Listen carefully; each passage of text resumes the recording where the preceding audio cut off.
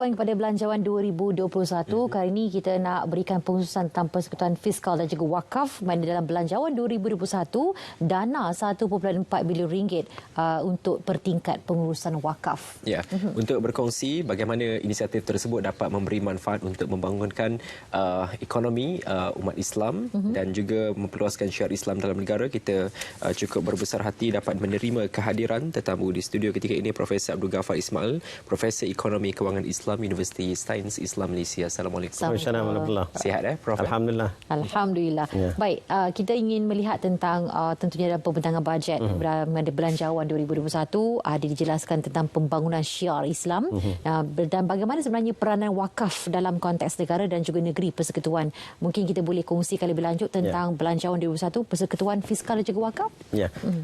Mungkin kita bertitik tolak apa kaitan belanjawan 2021 dengan fiskal persekutuan. Dan ini kita lihat dalam konteks perlembagaan persekutuan, ya. Kerana itu adalah punca kuasanya. Jadi kalau kita lihat perkara 97 dalam kurungan 1 dinyatakan bahawa keuangan yang disatukan adalah milik kerajaan persekutuan. Yang ini telah dibentangkan oleh Menteri Kewangan dalam bajet yang lepas. Yang kedua, 97 dalam kurungan 2 ialah hak negeri untuk mengadakan dana yang disatukan untuk negeri. Tetapi ada satu lagi perkara iaitu 97 dalam kurungan 3 iaitu yang dipanggil sebagai hasil agama Islam. Jadi kalau kita lihat tarifan yang mungkin dalam perlembagaan persekutuan itu tidak jelas tarifan tersebut. Tetapi kalau kita merujuk kepada beberapa kitab yang lama, kita boleh menyatakan bahawa hasil agama Islam ini adalah terdiri daripada sedekah, wakaf, zakat, luqatah, nazar, kafarah. Semua itu ada termasuk dalam kategori hasil agama Islam. Jadi kalau kita lihat di situ bahawa pembahagian dalam perlembagaan persekutuan itu jelas. Ini hasil kerajaan persekutuan, iaitu hasil cukai. Kemudian ini hasil kerajaan negeri seperti sumber, air atau tanah. Dan ini adalah hasil yang dimiliki oleh sekali lagi oleh kerajaan negeri, iaitu dinamakan sebagai hasil agama Islam. Jadi di situ ada 3 pembahagian yang jelas, di mana dalam konteks negara persekutuan bahawa inilah pembahagian fiskal persekutuan yang fiskal federalism yang telah dinyatakan dengan jelas di dalam perlembagaan persekutuan bahawa hasil-hasil ini harus dimiliki oleh pihak berkuasa yang berlainan. Jadi kalau kita lihat di situ dalam konteks wakaf umpamanya, ia adalah dimiliki oleh kerajaan negeri. Jadi jelas di situ bahawa apa-apa yang berkaitan dengan wakaf, sedekah atau zakat itu adalah milik kerajaan negeri. Dan di sekarang ini kalau mengikut Akta Pentadbiran Agama Islam, ianya diuruskan oleh Majlis Agama Islam. Jadi itu jelas. Jadi itu yang kita harus memahami dalam konteks supaya di luar sana kita berkongsi tentang maklumat ini, bagaimana kita nanti dari segi aspek pengurusannya ialah ini adalah hak negeri, ini adalah hak persekutuan. Jadi itu jelas. Tapi kalau kita lihat dalam bagaimana konteks dalam belanjawan negara ini ialah bahawa nanti akan ada hubungan. Bagaimana hubungan di antara yang hasil negeri ini dengan hasil persekutuan? Jadi kalau hasil negeri berkurangan, maka dia boleh meminjam daripada persekutuan. Jadi hasilnya kesadi kepada belanjawan negara. Tapi tidak berlaku di mana hasil negeri berlebihan boleh dipinjamkan pada persekutuan. Jadi ini tidak berlaku. Jadi saya tak tahu kenapa yang ini tidak dinyatakan mungkin dengan jelas. Tetapi secara tak langsung ada sebenarnya, iaitu ada kalanya bila kerajaan katakan menubuhkan kerajaan persekutuan, menubuhkan Yayasan Wakaf Malaysia umpamanya, maka ada sumbangan daripada pihak negeri kepada Yayasan Wakaf. Atau semasa pandemik 19 ini kita lihat kerajaan menyalurkan bantuan kepada rakyat. Maka zakat juga menyalurkan bantuan kepada rakyat. Jadi di situ kita nampak bahawa harus ada keseiringan di antara kedua-duanya, iaitu saling lengkap melengkapi di antara kedua-duanya. Baik. Kita nak berikan tumpuan Prof kepada inisiatif yang dilaksanakan yang diumumkan dalam belanjawan 2021 spesifik mengenai wakaf ini. Tapi mungkin ramai yang masih belum faham tentang apakah sebenarnya wakaf itu. Kita berikan sedikit penerangan ringkas kepada masyarakat tentang wakaf itu, Prof? Jadi saya rasa di luar sana banyak yang mengklaim lah bahawa saya menawarkan wakaf masjid, saya menawarkan wakaf van.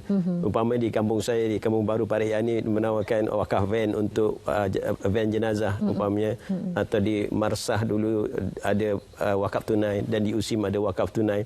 Jadi apa sebenarnya? Ada wakaf tunai, ada van, ada mungkin bangunan, Dada Boy di Kuala Lumpur, ada wakaf Quran. Jadi kalau kita lihat, dia harus memenuhi 4 syarat ini. Iaitu pertamanya ialah wakif. Siapa wakif ini? Ialah orang yang memberikan wakaf.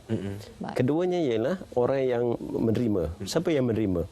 Mereka ini adalah mereka yang untuk syiar Islam yang menerima. Kemudian iaitu yang ketiganya ialah harta yang diwakafkan. Apa sebenarnya harta yang diwakafkan? Jadi kalau kita lihat dalam mungkin kitab Wahbah Zuhaili itu, dia kata sebutir beras tidak menghasilkan manfaat. Tetapi kita nak wakafkan mestilah sesuatu yang menghasilkan manfaat. Jadi kalau diri saya ini menghasilkan manfaat, maka saya boleh mewakafkan diri saya untuk umpamanya menjadi pensyarah tanpa bayaran. Jadi saya memanfaatkan diri saya untuk mengajar, memberikan manfaat, mengajar, tapi tanpa bayaran. Boleh? Boleh. Ya, di situ. Atau saya mempunyai wang 1 sen ke 2 sen ke, ada manfaat kan? Kalau dikumpulkan 1 sen, 2 sen campurkan. Saya ingat dulu kawan saya 1 sen, 2 sen yang tidak laku tu dikumpulkan menjadi 4 juta waktu itu. Maka 4 juta ni boleh menghasilkan manfaat. Jadi itu yang ketiga dari segi harta yang diwakafkan. Dan yang keempat ialah dia punya sirah atau dia punya ijab kabul dia lah. Jadi menunjukkan ada lafaznya, transaksi. Jadi umpamanya saya mewakafkan van ini adalah untuk kegunaan apa.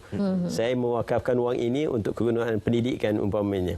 Saya mewakafkan Quran ini untuk masyarakat menjadi celik Al-Quran umpamanya. Tujuan ke jelas tujuan tu mesti jelas. Jadi jelas tu maksudnya supaya kita dapat membezakan di antara yang wakaf khas dengan am. Jadi mungkin kita mewakafkan khas itu ialah untuk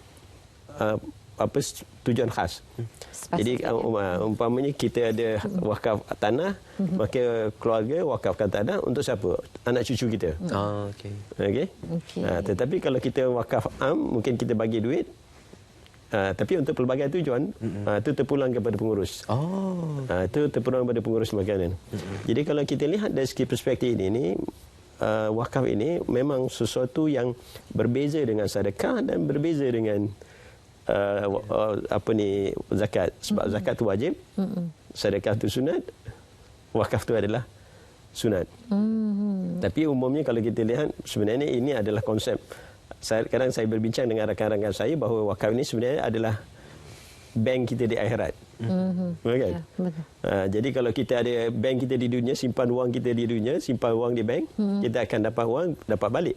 Tapi bila kita simpan untuk di bank di akhirat, kita tukarkan wang ini kerana kita melepaskan hak kita, kepemilikan kita, kita lepaskan ini kepada Allah untuk kegunaan umum, maka nanti Allah akan memberikan reward di akhirat. Jadi kita dah kumpul dah bank kita di akhirat.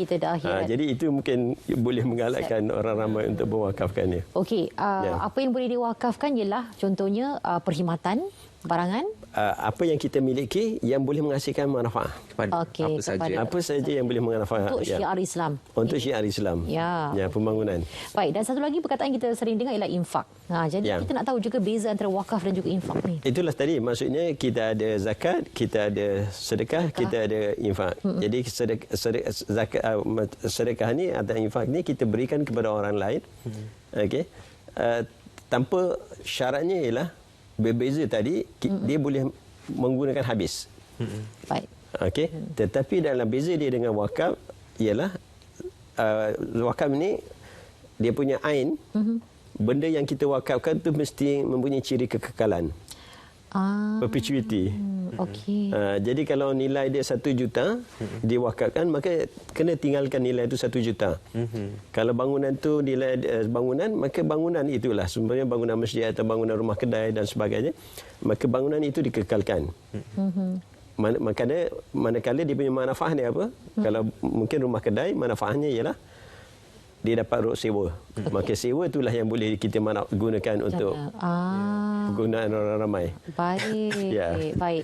Jadi itu supaya jelas. Jadi kalau tapi yang zakat tadi kita dapat ini sekarang Majlis Agama, maka dia harus belanja habis. Ya. Baik. Kalau kita wakafkan rumah kita untuk jadikan sebagai rumah perlindungan, tahfiz dan sebagainya, maknanya kesinambungannya adalah walaupun wajahnya bertukar-tukar dalamnya, tapi operasinya tetap berterusan. Tetap mengalir.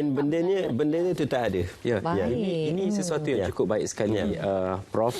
Kerana tak kala kita mewakafkan apa saja yang kita miliki, bukan saja ketika kita masih hidup, tapi setelah meninggal dunia, pahalanya itu mengalir kerana dimanfaatkan oleh orang lain. Malah dalam sisi lain, kita juga dapat membantu untuk membangunkan masyarakat Islam sendiri, kerana tujuannya adalah untuk perkara-perkara yang bermanfaat. Misalnya membina sekolah, kita dapat meningkatkan kadar literasi, tahap pendidikan masyarakat Islam. Prof. Jadi kalau kita lihat itu, manfaat itu boleh digunakan untuk pelbagai.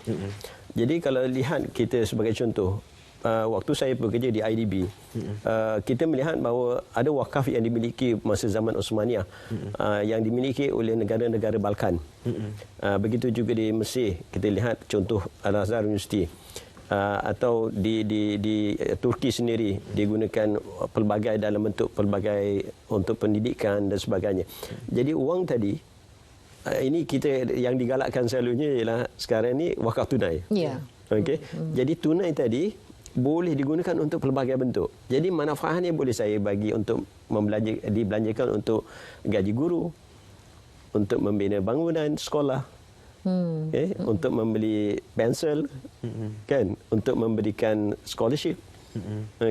Dan di situ kita lihat bahawa dalam konteks perbelanjaan sebuah negeri atau negara, maka itu adalah aspek-aspek yang untuk perbelanjaan operasi dan juga untuk perbelanjaan pembangunan.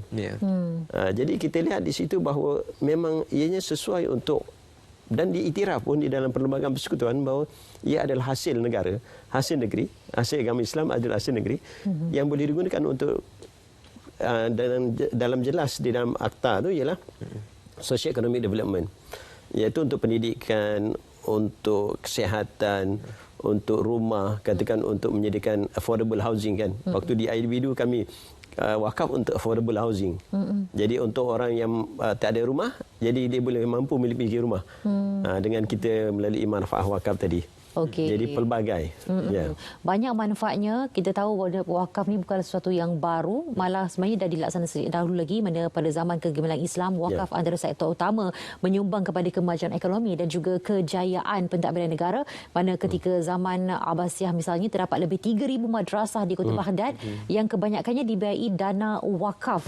Dan kita nak tahu juga dari segi kesedaran dan juga kemajuan berkaitan dengan wakaf ini yang diamalkan di Malaysia, masih belum sampai tahap itu ataupun menghala ke arah itu? Sekarang ni saya lihat usaha ke arah itu. Ini pentingnya tindakan. Tindakan itu.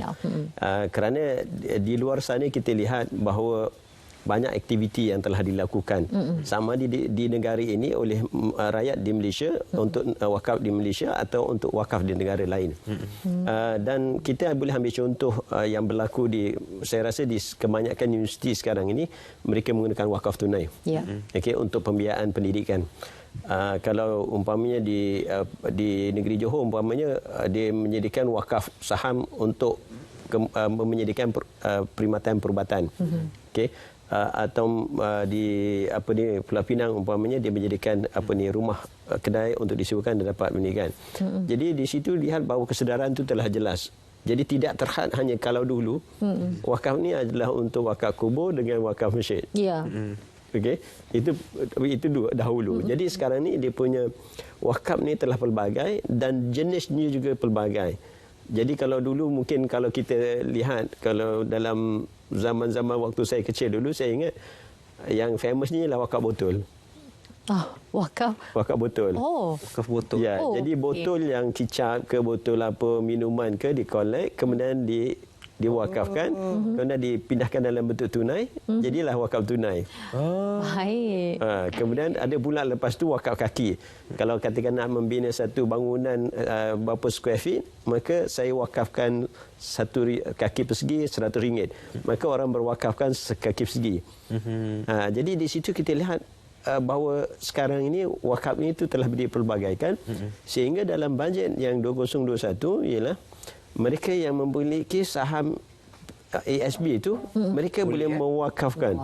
Ya. Jadi kemungkinan, maksudnya kalau katakan si mati ini memberikan option, saya menyimpan dalam ASB, kemudian saya boleh selepas saya meninggal, saya akan mewakafkan saham ini untuk siapa? Jadi itu satu yang besar, kerana nilai ASB dalam PUNB itu besar. Jadi kalau semua umat Islam sedar tentang kepentingan itu, maka saya rasa bukan saja nanti kepemilikan syarikat yang dimiliki melalui wakaf itu tidak bertukar tangan, kerana masih dimiliki oleh wakaf kerana kekekalan tadi, tetapi ialah jumlah amount yang kita boleh jangkakan nanti kalau katakan pemilik ASB itu ramai dan jumlahnya besar dan mereka ingin mewakafkan. Jadi kita lihat itu satu yang kesannya nanti amat besar nanti. Ini satu kemudahan juga untuk kita. Kadang-kadang kita mencari satu platform atau medium untuk berwakaf. Susah. Ini cara terbaik untuk mungkin golongan yang sibuk. Tinggal anda lakukan untuk memilih option perkhidmatan wakaf tersebut supaya nanti anda akan menerima impak positifnya. Saya ada terbaca juga Prof bahawa di Malaysia terdapat lebih 33,000 tanah yang tanah wakaf yang didaftarkan dengan Majlis Agama Negeri, tetapi tidak dibangunkan kerana berdepan kekangan kewangan. Bagaimana melihat inisiatif yang diumumkan oleh kerajaan melalui Pelan Induk Wakaf Nasional ini melibatkan kerjasama Yayasan Wakaf, GLC, GLIC dapat menyelesaikan masalah ini?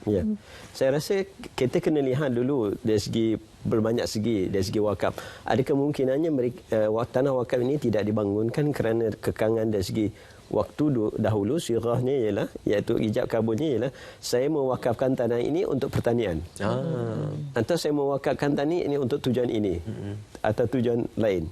Jadi yang itu kena jelas. Kalau nak katakan nak dikomersialkan, maka di situ ada ruang di mana tanah tersebut istilahnya ialah istibdal wakaf, iaitu tanah itu boleh dijual dan ditukar ke dalam bentuk lain. Jadi itu yang kita kena lihat dari segi perspektif itu. Kena melihat itu, saya rasa perlunya Pelan Induk tadi, wakaf tadi, melihat aspek ini. Jadi kalau ada 30,000 ekar yang tidak menunjukkan, apa sebabnya? Apakah sebab pendanaan? Atau adakah sebab memang yang isu asas tadi, ya kerana akadnya awal? Jadi kalau isu pendanaan, maka saya rasa kita kena mencari ikhtiar bagaimana pendanaan ini boleh digunakan untuk memajukan tanah tersebut, untuk jadikan ianya memperkasakan sehingga boleh menghasilkan manfaat. Jadi saya rasa di luar sana, waktu sekali lagi waktu saya di IDB juga, IDB sebenarnya mempunyai fasilitis tersebut, bagaimana dana daripada IDB boleh digunakan untuk membangunkan tanah wakaf di negara-negara Islam. Jadi bukan saja terhad daripada dana yang ada di Malaysia, tetapi juga dana yang berada di luar negara yang boleh digunakan untuk membangunkan tanah wakaf. Baik, jadi di minit-minit yang terakhir ni kita mahu suntik kesedaran masyarakat bahawa wakaf ni sebenarnya memberi ruang untuk meletakkan harta disayangi, kekal, memberi manfaat kepada pemiliknya, menerusi ganjaran pahala sama ada semasa hidup ataupun setelah kita meninggal dunia. Jadi saranan kepada semua. Saran kepada semua, kita lihat bahawa di luar sana saya lihat bahawa wakaf ini ada pelbagai platform yang kita ada sekarang ini. Crowdfundingnya, online platform. Cuma sekarang ni ialah bagaimana kita nak memahkan wakaf ini supaya jelas manfaatnya, dapat dinikmati oleh ummah, dapat digunakan untuk membangunkan negara. Okey, jadi sama-sama kita dalami tentang kepentingan dan juga manfaat wakaf ini bermula dari sekarang. Kita contohi negara-negara luar mana yang telah pun melaksanakan wakaf ini dah sekian lama sebenarnya. Dan sama-sama kita majukan, bukan setakat wakaf-wakaf yang kita sedia tahu sekarang ini, malah ada banyak lagi cabang yang lain yang boleh kita sama-sama pelopori. Baik, tadi Paling kita mudah cakap adalah apa yang ada pada diri kita. betul. InsyaAllah. Perkhidmatan kita, ilmu kita. Baik, kita ucapkan terima kasih kepada tetamu kita, iaitu Profesor Abdul Ghaffar Ismail, Profesor Ekonomi Kewangan Islam UPSIM, bersama kita untuk berkongsi tentang Belanjawan 2001, Persekutuan Fiskal dan juga wakaf. Terima kasih. Kekal sihat selalu. Jumpa lagi, Prof. InsyaAllah. Jumpa lagi. Baik, seterusnya hari ini kita